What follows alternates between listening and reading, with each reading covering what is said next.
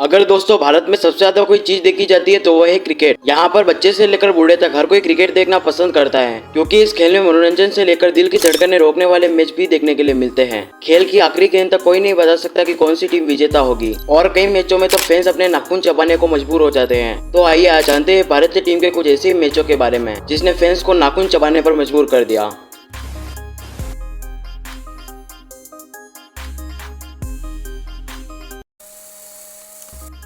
2007 टी20 world cup India versus Pakistan. दोस्तों अगर आपने 2007 का टी20 वर्ल्ड कप देखा है तो भारत पाकिस्तान के बीच हुआ ग्रुप स्टेज का ये मैच तो आपको याद ही होगा, क्योंकि ये मैच ग्रुप स्टेज में भारत का सबसे रोमांचक मैच था। मैच की शुरुआत हुई और पाकिस्तान ने टॉस जीतकर फील्डिंग करने का फैसला किया। पहले बैटिंग करने आई भारतीय टीम शुरुआती ओवर में थोड़ी लड़खड़ाई और पावर प्ले में भारत के 36 रन पर 4 विकेट गिर गए, लेकिन फिर रॉबिन उथप्पा के 50 और MS धोनी के 38 रन से भारत ने पाकिस्तान को 141 रन का टारगेट दिया। चेस करने उतरी पाकिस्तान की टीम शुरुआती ओवर में अच्छी दिखी और 7वें ओवर तक मात्र 1 विकेट खोकर 47 रन बना दिया, लेकिन फिर पाकिस्तान ने 7वें ओवर में दूसरा, 8वें ओवर में तीसरा और 8वें ओवर में अपना चौथा विकेट खो दिया। हालांकि एक छोर से मुशीबुल्लाह अच्छी बैटिंग कर रहे थे और पाकिस्तान को इस मैच में आगे रखा। अब पाकिस्तान को जीत के लिए एक ओवर में 13 रन चाहिए थे और गेंद होती है RP सिंह के हाथों में। ओवर की पहली गेंद पर ही 1 रन ले लेते हैं और दूसरी गेंद पर मुशीबुल्लाह एक शानदार छक्का लगाते हैं और तीसरी गेंद पर मुशीबुल्लाह एक चौका लगा देते हैं। अब पाकिस्तान को जीत के लिए 2 बॉलों में 1 रन चाहिए होता है।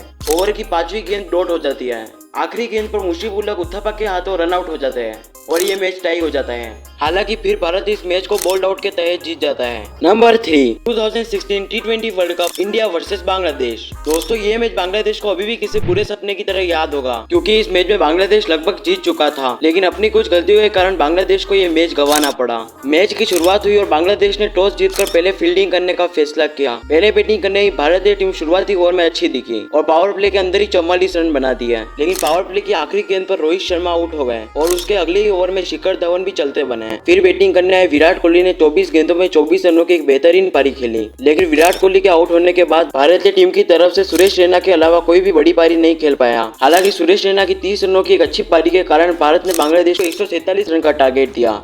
देखो वैसे तो ये टारगेट छोटा था और उस समय भारत 150 के नीचे का टारगेट डिफेंड करने में एक भी बार सफल नहीं रही थी, इसीलिए सबको लगने लगा कि बांग्लादेश इस मैच को आसानी से जीत जाएगा और हुआ भी कुछ ऐसा ही। पहले ओवर में विकेट गिरने के बाद बांग्लादेश के बल्लेबाजों ने अच्छा प्रदर्शन करा और 7 ओवर तक मात्र 1 विकेट खोकर 55 रन बनाती है, लेकिन फिर 7वें ओवर में तमीम इकबाल के आउट होने के बाद बांग्लादेश की टीम लड़खड़ा गई और एक के बाद एक अपने विकेट गंवा दिया। हालांकि शाकिब अल हसन के 22 रन और सौम्य सरकार के 21 रन की मदद से बांग्लादेश को आखिरी ओवर तक इस मैच में आगे रखा। अब बांग्लादेश को जीत के लिए एक ओवर में 11 रन की जरूरत थी और गेंदबाजी कर रहे होते हैं हार्दिक पांड्या। ओवर की पहली गेंद पर महेंदुल्लाह 1 रन ले लेते हैं। अब स्ट्राइक पर होते हैं मुस्तफिजुर रहीम। ओवर की चौथी गेंद पर मुस्तफिजुर रहीम एक कवर्स में चौका लगाते हैं और फिर तीसरी गेंद पर एक और चौका, लेकिन फिर ओवर की चौथी गेंद पर मुस्तफिजुर रहीम एक बड़ा शॉट खेलने के चक्कर में आउट हो गए और ओवर की 5वीं गेंद पर महमदुल्लाह भी एक बड़ा शॉट खेलने के चक्कर में रविंद्र जडेजा को अपना कैच थमा बैठे। अब बांग्लादेश को जीत के लिए एक बॉल में 2 रन की जरूरत थी। ओवर की आखिरी गेंद पर MS धोनी ने मुस्तफिजुर रहीम को एक शानदार रन आउट करा और इस हारे हुए मैच को भारत लिटरली 1 रन से जीत गया।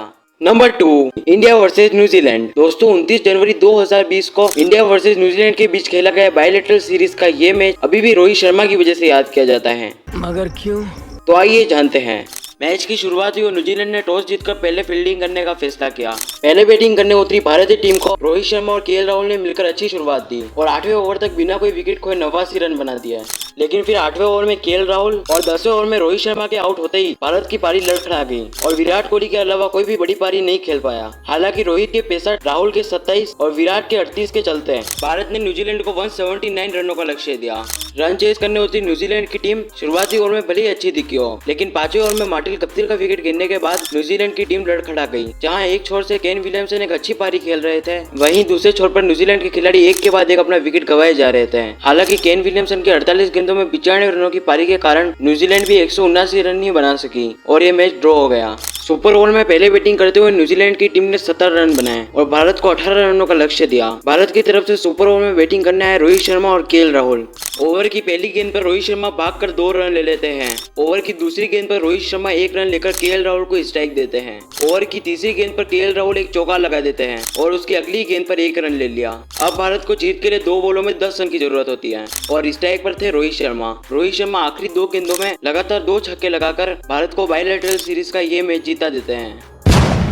2022 T20 world cup India versus Pakistan. दोस्तों ये मैच आपको याद हो या ना हो, लेकिन हार्दिक राव की बॉल पे लगाया गया विराट कोहली का ये छक्का तो आपको जरूर याद होगा। तो दोस्तों आइए जानते हैं कि आखिर इस मैच में क्या हुआ। मैच की शुरुआत हुई और भारत ने टॉस जीतकर पहले फील्डिंग करने का फैसला किया। पहले बैटिंग करने ही पाकिस्तान की टीम ने शुरुआती ओवर में बैक टू बैक अपने 2 विकेट गंवा दिया है। हालांकि फिर शान मसूद और इफ्तिकार अहमद के बीच 50 गेंदों में 76 रनों की एक अच्छी पार्टनरशिप हुई, लेकिन फिर 13वें ओवर में इफ्तिकार अहमद के आउट होने के बाद पाकिस्तान की तरफ से कोई भी बड़ी पारी नहीं खेल पाया। हालांकि शान मसूद के 52 रन की नॉट आउट पारी के कारण पाकिस्तान ने भारत को 159 रनों का लक्ष्य दिया, लेकिन पाकिस्तान की गेंदबाजी ने एक आसान से दिखने वाले लक्ष्य को भी भारत के लिए मुश्किल बना दिया और भारत के 7वें ओवर में 31 रन पर 4 विकेट गिरा दिया है। हालांकि फिर विराट कोहली और हार्दिक पांड्या के बीच 78 गेंदों में 113 रनों की एक बेहतरीन पार्टनरशिप हुई। अब भारत को जीत के लिए 6 बॉलों में 16 रन चाहिए और स्ट्राइक पर थे हार्दिक पांड्या। ओवर की पहली बॉल पर हार्दिक पांड्या एक बड़ा शॉट खेलने के चक्कर में आउट हो गए। ओवर की दूसरी बॉल पर न्यू बैट्समैन दिनेश कार्तिक ने 1 रन ले लिया और विराट कोहली को स्ट्राइक दे दी। ओवर की तीसरी बॉल पर विराट कोहली ने भागकर 2 रन ले लिया। ओवर की चौथी बॉल पर विराट कोहली ने एक छक्का लगाया